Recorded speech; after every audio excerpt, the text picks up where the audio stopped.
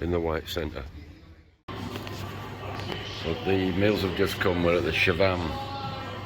It's Saturday evening. It's very, very quiet, but I think with the amount of airplanes coming in this afternoon, it's probably changeover day, Saturday. First got chicken pakora, and spice dish with it, and I got the lamb samosas. They look quite big actually, very high. Let's see how that goes. Well, that's the inside before I even eat any of it. The lamb samosa. It's absolutely packed.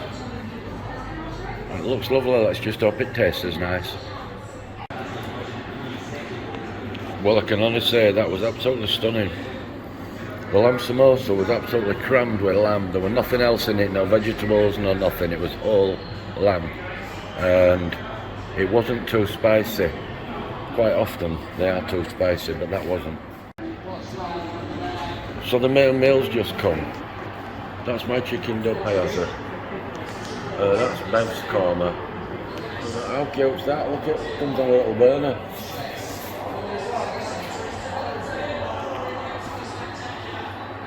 Oh, it's good that. I like it. So onwards and upwards into the meal. And that's my plain boiled rice. A portion of chips, some salt. And this is cute. This is a Peshwari naan. See how they've cut it up?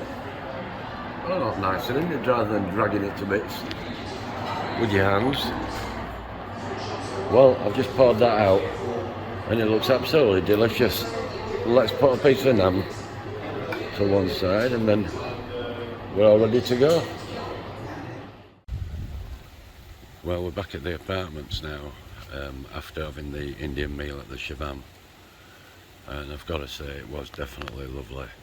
99 out of 100. The starter was stunning.